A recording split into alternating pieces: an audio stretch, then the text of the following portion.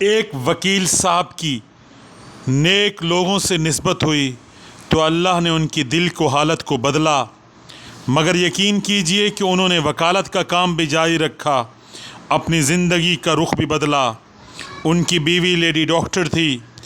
وہ وکیل صاحب کہتے ہیں کہ میں نے فیصلہ کر دیا کہ میں نے آج کے بعد جھوٹ نہیں بولنا، میرا اللہ مجھے سچ بولنے پر روزی دے گا، میری وکالت چلے گی یا نہیں چلے گی مگر سچ ضرور چلے گا۔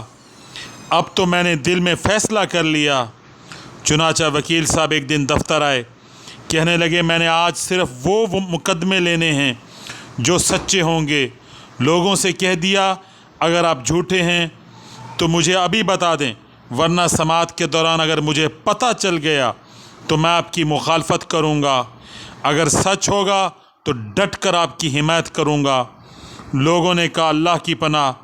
چنانچہ سب کے سب دوسرے وکیلوں کے پاس چلے گئے۔ وکیل صاحب کا دفتر خالی ہو گیا۔ سارا دن کوئی کام نہیں آ رہا تھا۔ اسی حالت میں کئی مہینے گزر گئے۔ لوگوں میں چرچا ہونے لگا وہ اللہ کا بندہ پکا سچا تھا۔ کہنے لگا مجھے جھوٹ بول کر روزی نہیں لینی، اللہ کی ذات مجھے سچ بولنے پر روزی دے گی۔ 1 سال گزرا مگر کوئی کام نہ آیا۔ چنانچہ بیوی لیڈی ڈاکٹر تھیں، اس کی تنخواہ سے گھر کا خرچہ چلتا رہا۔ بیوی بہت سمجھدار تھی۔ ایک دن وکیل صاحب سے کہنے لگے جب آپ جھوٹ بولنا چھوڑ چکے ہو تو آپ وکالت کو خیر آباد کہیں اور تجارت کا پیشہ اختیار کر لیں۔ آپ سچ ہی بولیں، اللہ اس میں برکت دے گا۔ وکیل صاحب نے کہا نہیں، بولنا بھی سچ ہے، کرنی بھی وکالت ہے۔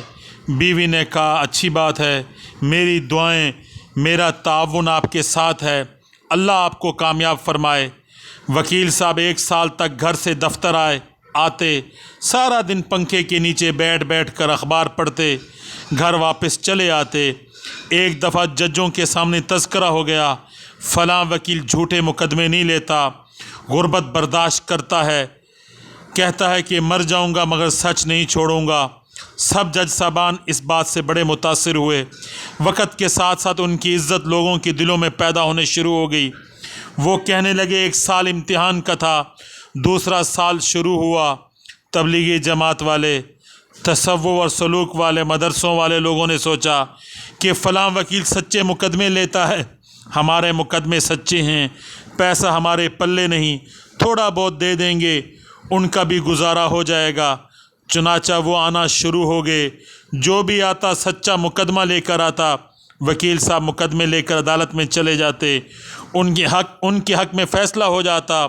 دوسرا مقدمہ آیا، ان کے حق میں فیصلہ ہوا۔ تیسرا مقدمہ آیا، ان کے حق میں فیصلہ ہوا۔ چند دن گزرے تو جج صاحبان آپس میں ملے اور کہنے لگے یہ وکیل جو بھی مقدمے لاتا ہے وہ سچے ہوتے ہیں، اس لیے اب سے اس سے زیادہ سوال ہی نہ کیا کرو۔ چنانچہ وکیل صاحب مقدمہ لے کر جاتے، چند منٹ کے اندر ان کے حق میں فیصلہ ہو جاتا۔ بڑے بڑے امیروں نے سوچا کہ ہمارے مقدمے سچے ہی ہیں تو پھر ہم مقدمہ اسی کو دیں۔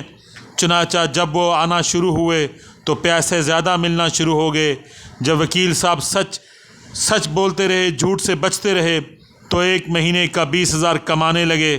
جب سچ بولنا شروع کیا تو 1 ماہ میں 40,000 کمانے لگے۔ سچ بولنے پر اللہ تعالیٰ نے دگنا رزق دے دیا۔ ابھی کچھ دن پہلے کی بات ہے، چند وکیلوں کا جج بننے کا امتحان ہوا تو اس وکیل کو بھی کامیابی ہوئی، وہ بھی جج بن گئے۔ ایک وقت تھا وہی آدمی ایک وکیل کی جگہ کھڑا ہو کر جھوٹ بولتا تھا۔ جب سچ بولنا شروع کیا تو اللہ نے اس کو عدالت کی کرسی پر بٹھایا۔ پہلے وہ کھڑا ہو کر سر کہہ رہا ہوتا، اب اللہ نے عدالت کی چیئر پر بٹھا دیا، اب وہاں بیٹھ کر آرڈر حکم نامے جاری کرتا ہے۔